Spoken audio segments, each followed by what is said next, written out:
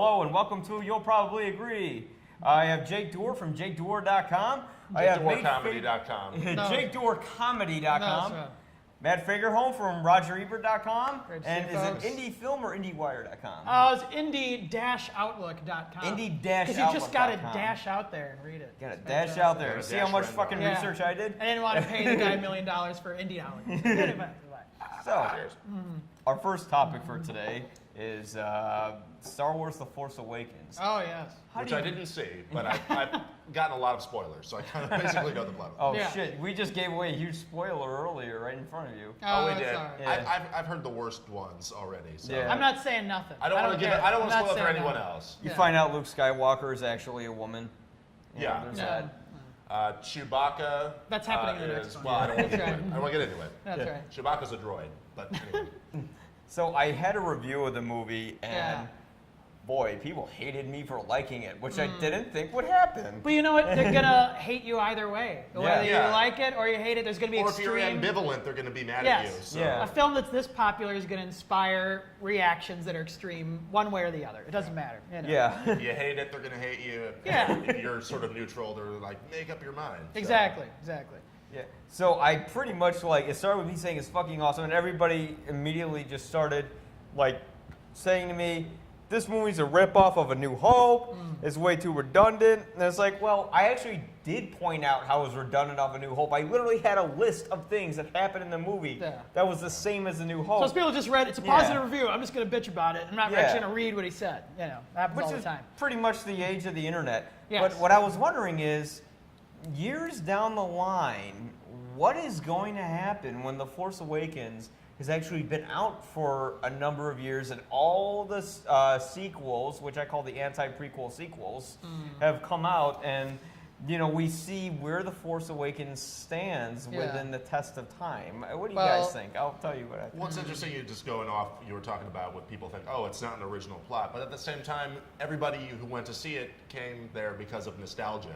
Yeah. So it's kind of paying homage to the original movie. You know? Yeah.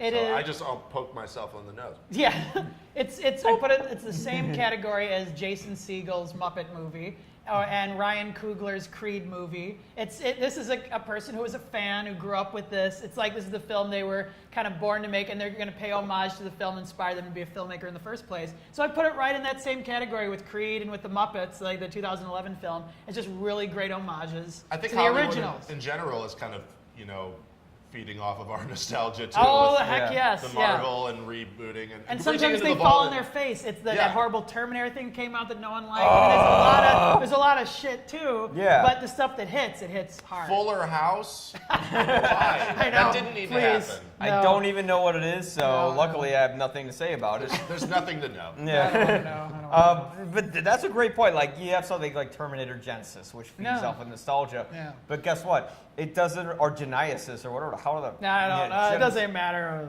Yeah, I don't know. I remember reviewing it while playing a Sega, while playing Terminator CD that's connected on a Sega Genesis or a Sega CD. But adds a new layer to the inside. That's triple nostalgia. Yeah, exactly. there's just so Overload. much going on screen. It's so dense. But pop quiz, you know what I'm referring to. Yeah, I don't want to know. I don't The want to Star know. Wars prequels? Rick Those McCallum. are hugely dense. Yeah. Those are dense with imagery. Yes. But having said that, the thing so people gave me shit about liking it, although for years people said they hated the prequels because it wasn't like Star Wars. It's not the Star Wars we want. So then Abrams comes in, and he was the guy that I think Disney is systematically using to get the engine back into gear into what Star Wars is. And then they're bringing in, what's the name of the director? He did Looper, he did Brick, I don't know his name. Oh, yeah, I know what you're talking about. Yeah. Yeah. Yeah.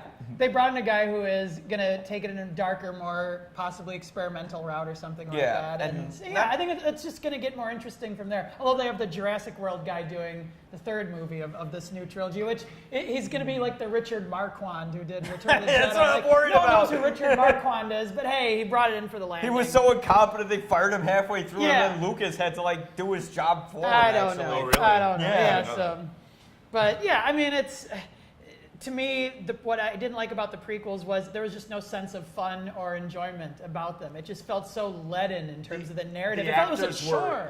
the actors were Yeah. accessories. Like that's how Yeah. Lucas directed them. He was just like, Yeah. okay, walk here and do this. It's like Yeah. you don't even realize how much an actor can add to Yes, Yeah. to the exactly. film We They take itself. acting actually, for granted. they actually bring emotion to your Yeah. film. But they were Something such that- cardboard cutouts of characters, and Yes. it wasn't even clear like who's the protagonist in Yeah. the story, and the tone was inconsistent in these movies. It's like you got a script template for the romantic dialogue too, where it's just like, God, like how You're breaking my heart. Sand You're going is- down a road I cannot follow. Yeah, sand is rough and hard. I like you because you're soft and smooth or something. And then he Or like does something that like that. weird It's like just smooth, rapey guy. like fucking I feeling know. on her back. Like this guy, like Anakin Skywalker in Episode 2 is like the creepiest guy of all time. Like no one would ever want to be with this guy. No. And it's only after he admits that he's pretty much a freaking sociopath. Like I killed the women, Yeah. I killed the children. That's just like, oh, I love you. And Yeah. that's how they have to establish how he's evil. So Yeah. it's like, Yeah. oh, let's have him I have to kid. tell them that I'm killed them. Oh, it's so. It's bad. like what I don't know. If he said that and I was Padme, I'd just feel like,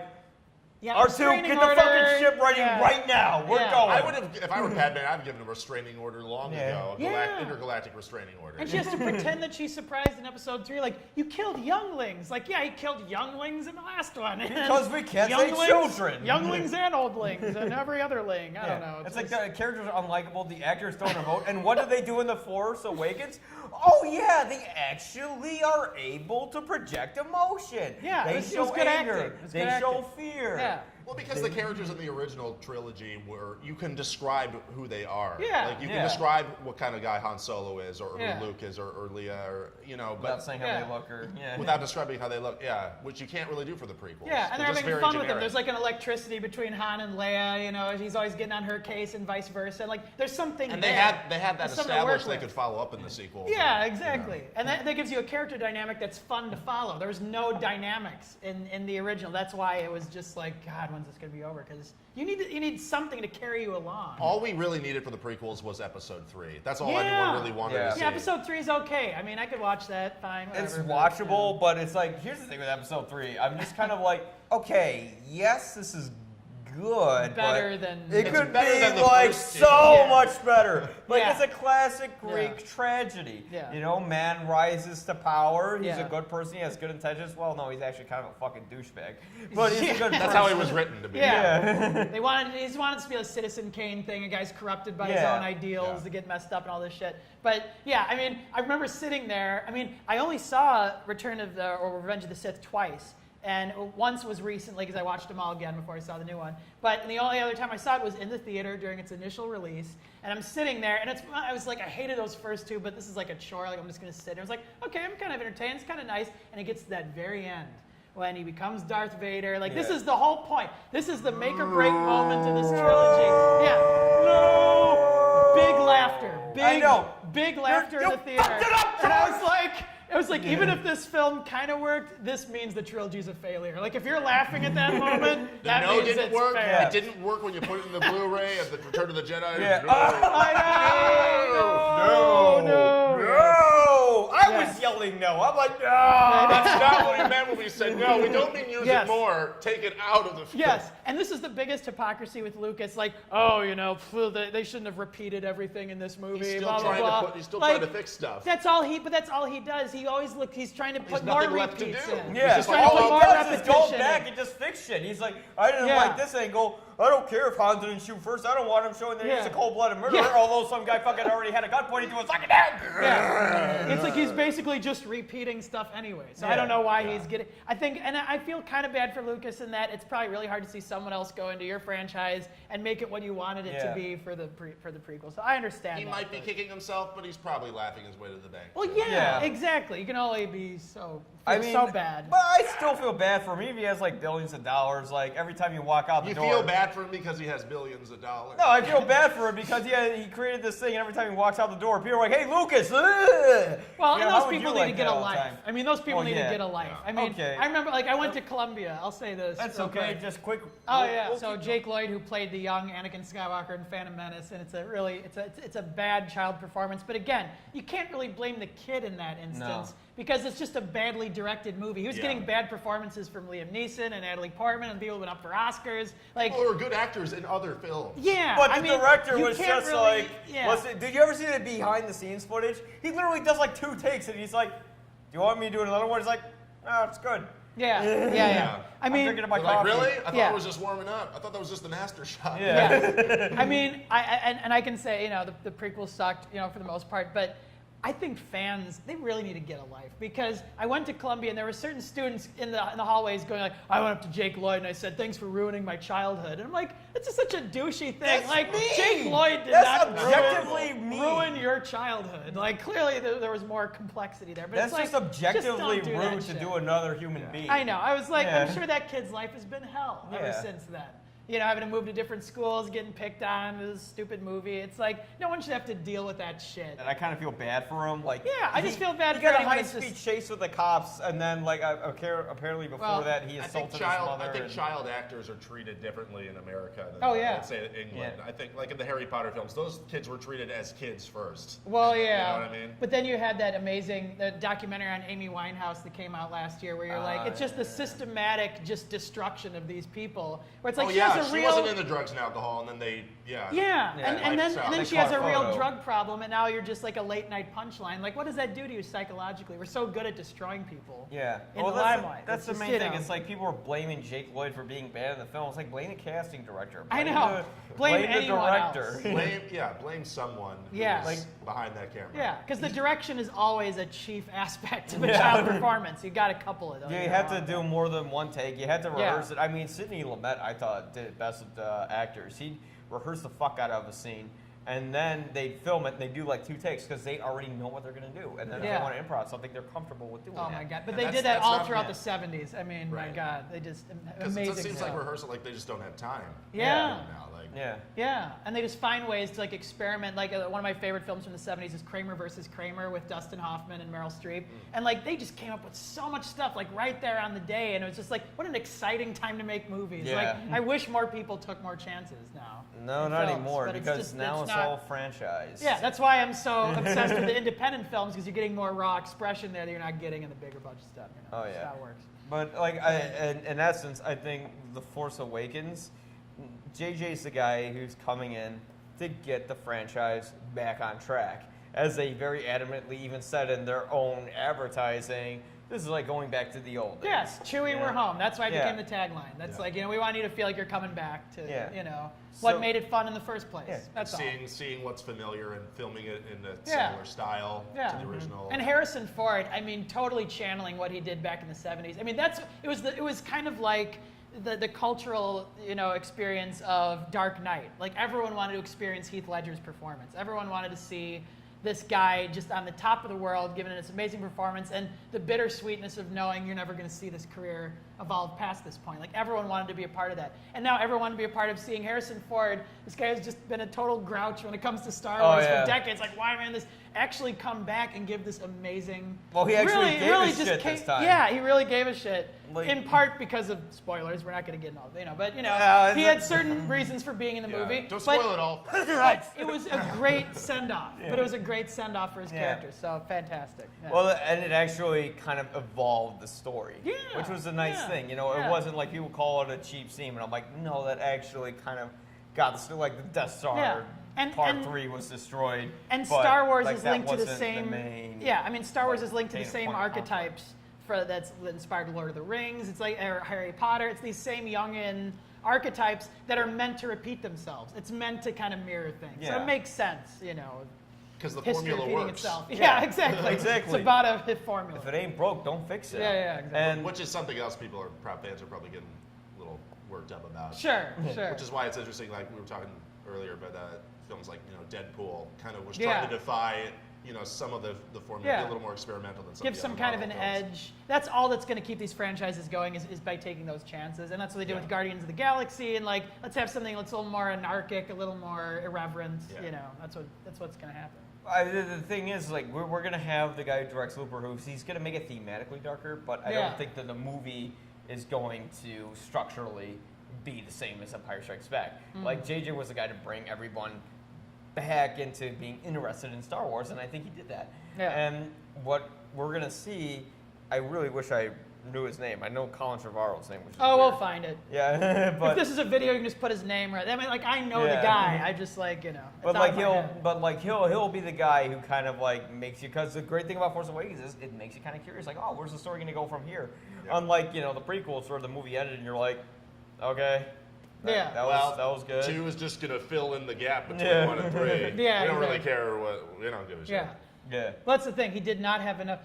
That's the one thing that gets me about Lucas. He's like, when I started out, I knew the whole story. I knew the whole thing, and then I just kind of put it. I don't think he knew. No, he didn't. No. He didn't even know. Not even did he even think about the prequels Why at did the he beginning. start episode 4? wrote it for him. Yeah, I mean, he didn't even know that it was going to be a trilogy initially because there's no way in hell he would have put in like an incest thing where it's like, he builds this whole love No, triangle hope between. so. I hope There's a book about the making of Empire Strikes Back where that's part of the book where there Yeah. was a love triangle between Leia, Han, and Yeah. Luke. And they She did. kisses Luke full on the lips in that Yeah, and scene. it wasn't like a clearly moi kiss. It was No. more like a. Yeah, exactly. So Right now. there's no way he would have voluntarily put that in there. Yeah. So that's all BS. Yeah. He didn't have enough movie for those prequels. He didn't have enough story to tell. He So literally that's why it's was all just padded. like, well, this is the only movie people are going to give a shit if I tell it. I'm going to tell it. And I'm going to direct it as lazy as possible so I can get home and get my sleep. And that's why I did that. Like the angles by themselves. That's the main thing. Like it wasn't the thing that threw me off wasn't the performance. It wasn't the actors. Really? It was no. Natalie Portman in that monotone is the rebellion. No. It did throw me off, but the main thing beyond that was just the angles. Like, what do? They sit around a semicircle and talk Yeah. about things Let's that sit are down really and talk They some walk exposition. somewhere. They stand Yeah. and then walk somewhere else. Yes. And honest trailers and that Plinkett guy. I mean, Yeah. everyone's gotten into this. It's just They've said that everything. static composition of sitting around. They Yeah. talk about trade agreements that Yes. don't make sense. It was Like, basically what we're doing right now. Is Yeah. how they storyboard every scene in the prequel. Yeah, and what this we're is doing more right now. interesting than that film. And it took me We hope. only 2 hours to set this up. I Yeah. look at The Force Awakens. What happens? The camera's spinning around a little, sometimes a little bit too much, but still, it's spinning around. So it's there's a going life out. to it. There's a life to it. Yeah, Yeah. it's actually like there's a purpose towards the colors. Yeah. There's a purpose towards why the camera's moving a certain way. It's actually trying to do something. And Yeah. don't give me that bullshit that, in episode 3 it starts out with a long take. So what? That was Lucas trying to fucking show something off. Yeah, and I liked it, but it was still like, at least Yeah. he's trying. You Yeah. can tell he made the whole thing just for episode 3. It's like, I'm really going to do a good job with episode 3, and Yeah. he kind of did. Kind of, but not entirely. Yeah, not Yeah. enough. Not enough. Okay, so I mean, what I'm saying is, I do feel bad for George Lucas. I think obviously he sold Star Wars to Disney. It was like going through a breakup, as he put it, and I mean, I kind of feel that same way I with George understand that. Lucas, that I've gone It's his through a baby. breakup. It's just cash cow. Yeah, it is. God, because he was going to re-release all of them in 3D. And then It only got through episode 1. Did Phantom Menace, and everyone's like, "Oh yeah, we all want to relive through that Yeah, disappointment." That's like, that's no, exactly thanks. what I want to We go want through. to. We want to feel like we're really in this 3D. universe that we don't Yeah, like. we want Yeah. the cardboard performances coming right at We you. want the CGI Jar Jar Binks saying Yeah. Yusa. Yeah. Imagine the Poodoo in 3D. Yeah, Imagine the feeling of your childhood being raped and returning Yeah. to the site in 3D. And even the 3D transfer couldn't make it three-dimensional. That's basically it. They couldn't even make the one-dimensional performances three-dimensional. That's the sad. It was like watching a Viewmaster. It was bad. Is that the thing where you have like the? Yeah, it's kind of it's kind of like the old-fashioned 3D stuff. Where it's like it's Yeah. flat, but it's I'd coming out rather of do you. that than watch the prequels. Yeah. Yeah. Oh heck yes, absolutely. And that's. Viewmasters are fun. Yeah. I hope that cleared up the confusion about The Force Awakens, and I still think it's good. If I you love don't it. I agree saw with, it 4 times. Yeah, if Man, you don't that's- agree I still with me, need to then see take it. that. I Yeah. still need to see it. Yeah, I liked it. Daisy Ridley's great too. Yeah. Good. What do you guys think makes a good director in terms of directing actors, in terms of directing scenes, etc., etc.? Oh man, big question. Not Yeah. being Mike Crowley. I mean, a director who lets the actors give them just enough reign to bring the character to life and make it work the camera around them. I would say, rather than have it cater to like, okay, move over here, make it work for this shot. Yeah. I mean, obviously, you shouldn't give them complete reign because otherwise you have chaos. Because the director should have a vision for what they want, but at the same time, like I think the actor brings a lot more to a scene. Sometimes something you wouldn't expect. Improvised lines we know that are now famous too. You know, those happen too. Yeah, funny guy. Yeah, clown, amuse you, make you laugh. Oh, you're talking about the Goodfellas scene. Yeah. Which is a classic example of great direction and great collaboration as well. Because it's Joe Pesci at that bar, and he's trying to freak out the guy next to him, thinking he's gonna, he's getting pissed. He's gonna hurt him or something. Is laughing, but there's all these other people laughing at his jokes too. He just picks on this one guy. And so when he's threatening this guy, not only is he threatening him, he's threatening everyone else who's laughed at him, everyone else in the bar. And apparently Scorsese was going to shoot this in like tight shots with the faces. And Thelma Schoonmaker, his amazing editor, is like, no, we should do this in a wide shot because it should be everyone in the bar. Like he's orchestrating everyone in the bar. He's like orchestrating their emotions, playing like a piano, like how Hitchcock liked to do. And that's why that one scene is like the ultimate expression of like peer pressure. Just how everyone's like operating the room. We're all laughing to kind of cover our own ass. And sort of like, But that's a perfect example of like sometimes, the scene's not going to go the way you expect, or you're going to discover something filming it. Exactly. A good director should be flexible with that. That's true. They should have a plan, but be willing to sacrifice if it's not working or if something else is working better than to go with it. And yet, it's so funny. My personal favorite film director is Alfred Hitchcock, who was completely the opposite. He storyboarded everything out. Oh, everything's beforehand, very planned. And he was told, there's this saying, he said that actors are cattle or something. But yet, I don't think he really felt that. I don't think he felt that. Because his performances were actually very performances. nuanced. Yeah, he got amazing performances from his actors. And He I got think Tippi Hedren to act, and she wasn't an actress. I know. And she was a model. He just kind of plucked out of obscurity and then I don't know how much treated acting you can do, though, when you actually unleash real birds on your actor and put him through like absolute torment. Like he kind of like Kubricked his way with actors. It's like, oh, you want real emotion? Well, that's how that's 140 takes, motherfucker. There's real emotion. But I guess suffering is how you get actors to win Oscars. So. Well, apparently, especially now. Let's talk about that. What do you think? What about Leo getting that Oscar? Deserved, undeserved? I didn't see the film, so I can't answer that one. The editor-in-chief at my publication, theRogerEbert.com, Matt Zoller wrote a whole article saying that Leo winning for The Revenant is, bad for acting. Basically. I saw that, Because it's taking acting back to the whole gimmickry of, well, he ate this raw bison meat and he, was in the freezing cold and if we're going to give him that, it's like basically reducing the art of acting to like a fear factor. Well, everybody was saying, Leo's paid his dues now. We should give it to Leo finally. But it was almost like a charity case instead of an Oscar.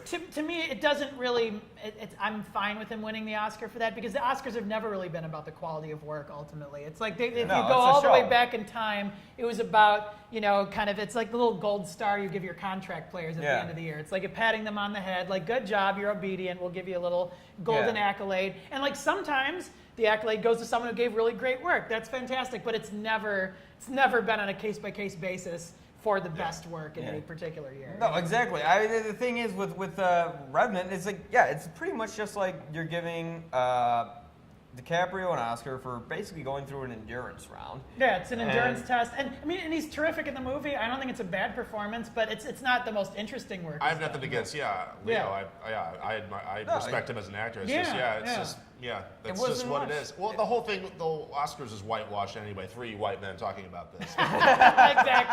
Exactly.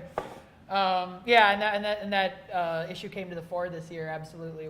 And there's been controversy whether Chris Rock dealt with it in any provocative sort of way. I remember laughing at certain things he said. If you hire Chris Rock to host the Oscars, what do you think is going to happen? Well, before the whole thing. I know, and it was even before that. And then that happened, it's like, they had their little they stepped into it now. Their PSA with people of color. Sort of just trying to laugh it off. But it really made it uncomfortable. Yeah, but then they made it like it was too much about just focusing on the black issue. It's like there's a diversity problem stretching across every boundary. Yeah, 3 white men talking exactly, I know. And if you don't think the Oscars are political, let me make something very clear. The Oscars is all political.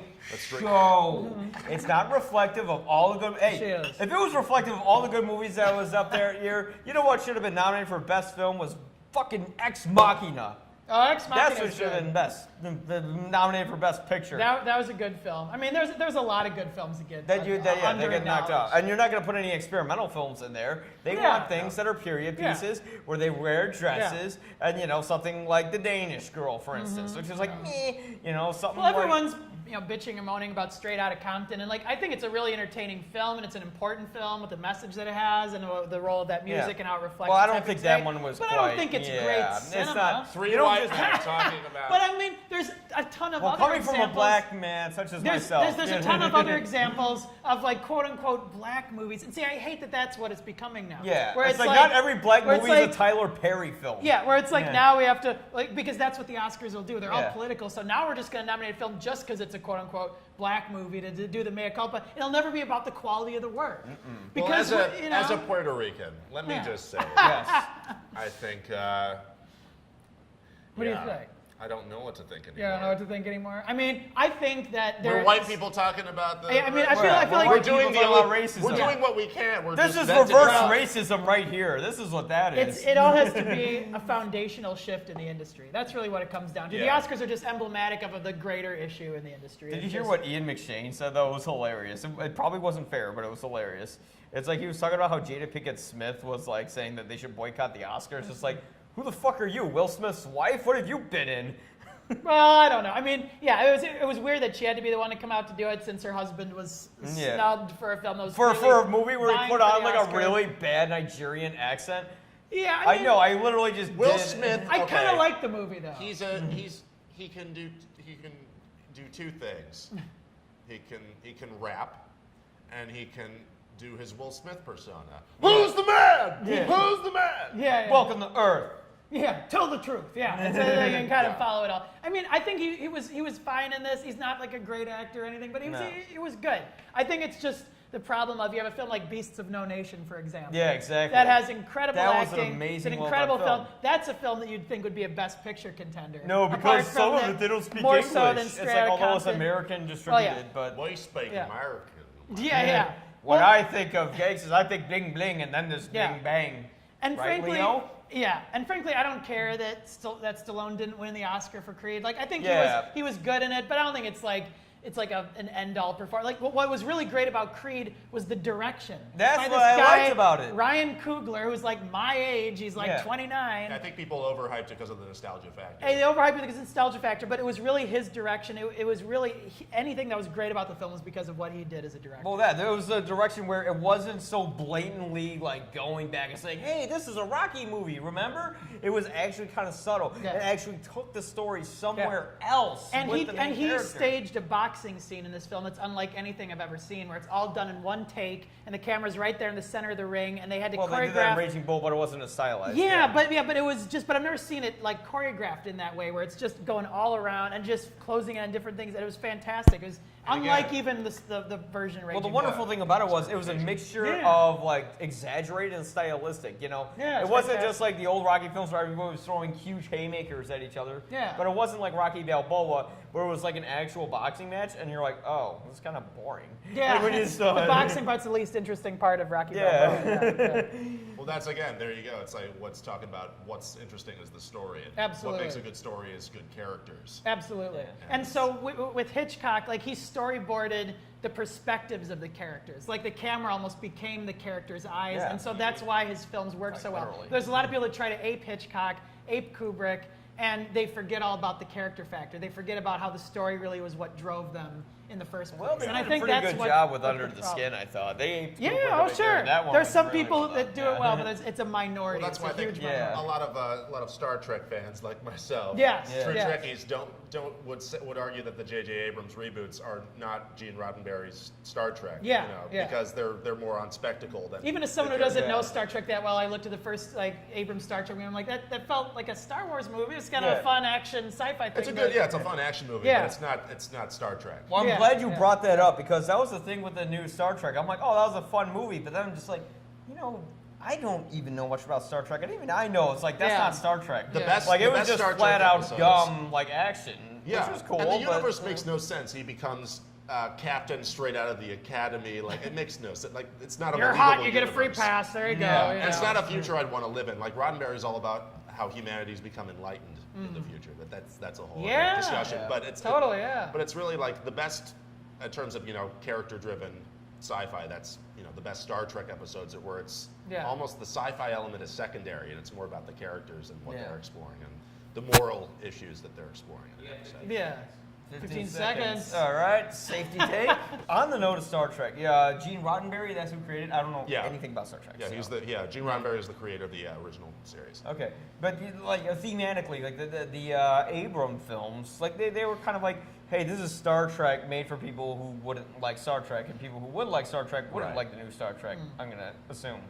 Yeah, I mean that's what he said in an interview. Is for people who don't know what it is. This is their way of introducing it to them. Yeah, Well, because it takes away the best part. Yeah. I think for a lot of fans, which is not just. I mean, the lore is one thing, but what makes it good is the characters and exploring what they go through. Is the enlightenment factor meant to be just in the casting of having like this diverse cast working together? It's almost like a UN in space. That was the point of having a Scotsman and a Yeah. Russian and African American and all the ethnicities. Like the world was united. Yeah. That's what the cast was supposed to represent. Yeah, and so they kind of took that in the Abrams film, but that was about as far as it went. He didn't really get into like the intellectual enlightenment. No. or anything No, like it's that. not a future I'd want to live in, the Abrams universe. Yeah. You know what I mean? Yeah. where your planet can get destroyed and then you go back in time to fix it, and then there's Leonard Nimoy next to Zach, what's his name? Zach Penn or something. Zach Penn, yeah. But isn't Zach I Penn don't the even know if screenwriter? it's I've actually met Zach Penn. Is it Zach Penn, or am I getting it mixed up with Cal Penn? I don't know. I don't know what's going on. Zach Galifianakis? No, it's Jack Galifianakis is Just Captain fact check Kirk. us on all the names. It doesn't matter. That would be like the most hardcore alcoholic Captain Kirk ever. Oh dear. But the thing. What was I saying? Oh yeah, Star Trek is actually like structurally designed to be a television series with overarching episodes, connecting, having these large philosophical discussions that perhaps wouldn't fit within a 2-hour film. And then if they did do that in a Star Wars film, maybe it would come off like a Star Wars film, Star Trek film, directed by Richard Linklater, where everyone's just talking about it. That would be awesome. Wouldn't that be amazing? A Richard Linklater Star Trek. Well, the other Star Trek Most films boring Star Trek film. Yeah. Boy, what's overrated. All right. Based off anyways. the original series, like those movies, they're a lot more action-packed too. Like the story is not as deep as it was in the series, even for with the ones that has the established characters and relationships. Like that's just it's the movie format. It's like we want explosions and stuff. Yeah. I wouldn't mind seeing those characters hang like the Dazed and Confused version of Star Trek. People just hanging out in space, just having a So the day having nothing a time. happens, we're just scanning for anomalies. Yeah, which is why I love Galaxy Quest. It's just such a great ensemble piece of this dysfunctional family. It's really just a love letter to the Comic-Con generation that was coming together in that time. Speaking of which, Comic-Con's happening right now in Chicago. Oh yeah, the C2E2 thing or something. I actually, it's funny. I wrote a screenplay when I was living in Los Angeles. That was a bit like Misery, where this woman captures a George Lucas type of character and forces him to remake the prequels because her son, who lost his job, lost his wife, lost everything else, was already emotionally crushed, and the only thing that kind of made him happy was to see episode 1, and then he saw it and it sucked so bad that he killed himself. So that's the reason why she my gosh. ended up. I know, it's great, awesome. Yes. I want to see this movie now. Yeah. And make sure it's Kathy Bates again. Just Oh, no yeah. one else can do it. No. We'll get someone else. We'll get Melissa McCarthy. There you go. Yeah, there you go. That works. But That could be her Nostalgia, Oscar. Ghostbusters 3. Yeah. oh yes, Ghostbusters trailer. Let's talk about that. I'm coming out with an article about why it doesn't work, but I want to see what everybody thinks of it. If it works, doesn't work, can we judge a movie based just on its trailer? No, I don't you think can't. so. No, No. you can't. No. Although somebody did make a recut of that trailer and made it shorter and Made it better. and better. Oh, really? Yeah. Oh, interesting. Minus all the funny parts, but Yeah, I mean, I was like, whatever. I mean, it's the fact that Kristen Wiig and Melissa McCarthy are in it, and even Kate McKinnon, McKinnon, who Leslie really is Jones. starting to stand out more and more to me. Like, she's doing some really funny stuff on SNL. She's almost becoming like the Kristen Wiig stand-in now. Kate So McKinnon it's- really comes off like improviser, and like you see, Yeah. like she looks exactly like one of my friends is an improviser, and it's like she could kind of wing it. Yeah. And I think these are very talented people. The problem is like, And Leslie Jones, who can like bring down the house with just like a facial expression. Yeah. Of just looking really pissed off, you know. yeah, Yeah. These are all some seasoned pros. that Yeah. you're doing. Yeah. So. The thing with the new Ghostbusters is no, you can't judge a movie based off its trailer. But I think these days, like trailers are kind of like designed to be very reflective off of what a movie is. Yeah, and I don't and the know. thing is, like you see these jokes, they are not naturalistically made within the way that Harold Ramis made them, where you kind of have people being more subtle and nuanced in their humor. Rather, you have big, exaggerated, slapsticky jokes. Ouch, Yeah. that's gonna hurt. That's an actual line Well, in the movie. the first Ghostbusters was a great example of how to do an effects-laden comedy feel real natural. Yeah. Because they just took that Bill Murray deadpan reaction. He's not impressed by these at the time impressive Yeah. effects, and they kind of took that comedic detachment and ran with it, and it was brilliant. I don't know. I mean, I feel like a lot of trailers right now it just looks like the same damn movie. Like Well, they're trailers used remaking to be interesting. everything. Now I feel like it's just Slam cut. But even just Yeah. the way trailers are edited, it feels like this. I can't get a feel of the real vibe of the movie. All from the a new trailer. comedies, I like the think- trailers feel the same. It's the Yeah. same kind of formula. Yeah, exactly. Yeah. Well, I think you can. I think, Really? You think so? well, Force Awakens I thought was pretty accurate to what Star Wars was. That's us. Oh, coming that back to was a what good this is. trailer. But I mean, like in terms of comedies, like you can get a good Okay. feel out of a comedy Well, from comedy's a trailer. hard to do, but the thing is, just the language in itself from the dialogue that they're choosing is not, what these original guys who made this movie did. It just feels like you're making something that's so blatantly like the actors trying so hard to ham it up for the camera to be funny. And Paul Feig is kind of known for making very slapsticky films. You have I like Bridesmaids. Oh, I did love like- Bridesmaids. I did It's like great. Bridesmaids, But I yeah. just feel like his style comes off as condescending inadvertently towards this picture. I don't know. And That's I hope it interesting. works It's out though. interesting. I don't know. Yeah. I really, really, really am rooting I'm giving for it it. the and I hope benefit it of works the out. doubt. I Yeah, mean, maybe it's better than it appears to. But I'm worried Yeah, because yeah, he's yeah. so like adamantly like defending the picture. He's just like, fuck you, the movie's good, it hasn't come out yet. It's like, dude, Yeah. let the work speak for itself. Yeah, but Just wait and people relax. need to let it speak for itself. Yeah. And all this rush to prejudgment, it's like God. It's like people are going to be. We're in the culture where we want things now. Yeah, I know, we want I know, we want to I download know. it now. And that's We a good wanna point. Use Yeah. it now. You can't rush to. You just got to let the work come out and then react to Yeah. it. That's just how it works. Just from what I've seen so far, though, sometimes you can look at something Yeah, ahead I mean, of time and go, I didn't laugh a ton. I'm like, "Ooh." looks maybe it could be funny. I mean, I didn't, whatever. But it's just so I mean, like I see so objectively many bad. trailers that are hilarious for films that aren't funny at all. It's like I can't Because they read cut too in much all the into funny it. parts, Yeah, yeah. But then there are trailers, that for aren't movies funny that aren't funny. The movies are that actually hilarious. great. In the end, But yeah. then you get, but this one, I just think in terms of the language, it doesn't feel right. Well, it's Yeah, and that's the it's a sad about it. remake, right? So they're recopying something that was from a different era, which like the stuff that was done in 80s and 90s is kind Yeah. of trite Yeah. now, and it's sort of like, oh, that's not PC now, or Yeah, like, yeah. yeah. But But you it- can't make that joke anymore. It feels that's like not it's okay. trying to benefit off of its own political correctness in order to get an audience, which is extremely condescending, in my opinion, of how they're making this film. Oh, But that's interesting. Yeah. I don't know. I I just know. can't. Well, the worst thing a trailer can do is just give everything away, and that's the thing. It's like, well, like Robert Zemeckis, who's a director I definitely respect for sure, and he's made some movies I Yeah. love. But at one point, I think it was right around the time he did that film What Lies Beneath with Harrison Ford, Michelle Pfeiffer, and the whole thing is like structured like a mystery with all these twists and turns, and they gave away pretty much all the twists and turns in the 2 minutes. And I think he said in an interview, he's like, well, films have become sort of like fast food for people. They want to know the flavor, they want to know how Yeah. it tastes going in, they want to have that comfort of knowing. But I'm like, God, but as But a you don't director, give them the whole meal. yeah, but as a director, when you go through the trouble of Yeah. misleading your audience and then you just kind of blow it in the trailer, like you just ruin the movie. Yeah. there. Well, that's It's what like, Terminator Genisys did. Nice. I don't know what that. Terminator Genesis. Yeah. Shit. Mike, you got 2 minutes here. Okay, 2 cool. minutes. Say hey. All right. Yeah, that's what they did. But I don't know.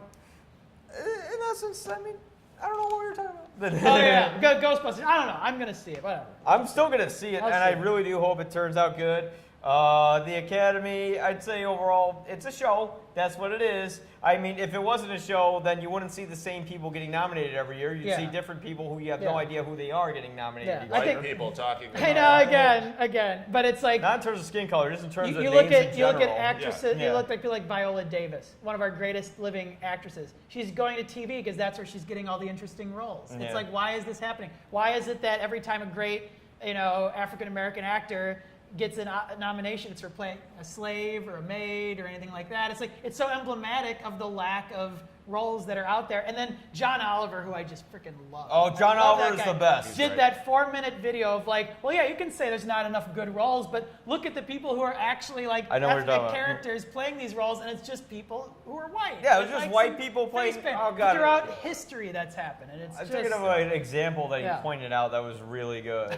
Like, there's so many good ones. we won't talk about Bing Crosby and jazz player. But Oh God, no! You're talking about Bing Crosby and Holiday Inn. Was that what one it of is? the most not the jazz appalling player. use of blackface, which is appalling anyway. But it was the fact that it's this movie Holiday Inn where they celebrate the holidays in these different ways. This is considered like an American classic. It's when the song White Christmas debuted in the movie. But they celebrate Abraham Oh, he Lincoln's was dreaming of a birthday. white Christmas, all right. No.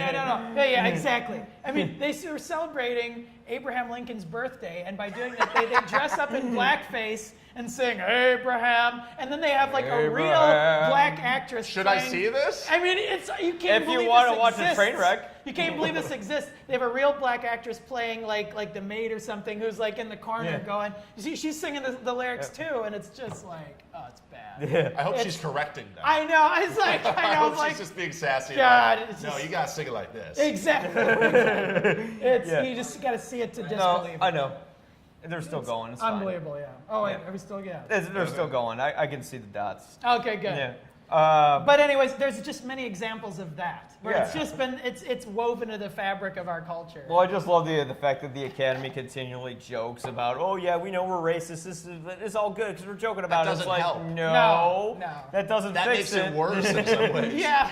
It's like mention it like maybe twice. Like Yeah. you don't have to mention it throughout the entire Or show. do something about it. Yes, maybe. Yeah. let's have some actual actions instead of this disingenuous way of just like, This- we're all enlightened now. Yeah, this dismissive way, like, oh yeah, okay. Yeah, yeah. Awkward. I want to thank Jake. In memory of Mike Crowley. Right here. I want to thank Jake and Matt for coming Oh, on yes. today. Always fun. Thanks for Always a having good us. time. I hope you agree with us. If you don't, tell me why in the comment section without insulting Yes, me. And we getting welcome upset. all We opinions. totally don't care. We welcome, Yeah. if you like Zack Snyder, that's fine. That doesn't mean you're a bad person. That's fine. We promise. Yes. Yes. Even though I don't want to see that Batman versus Superman. I'm just gonna watch the trailer again and again. There you go. That's right. That's right. Yeah, like when he just punches and it cuts like from Zack Snyder. Here's my balls.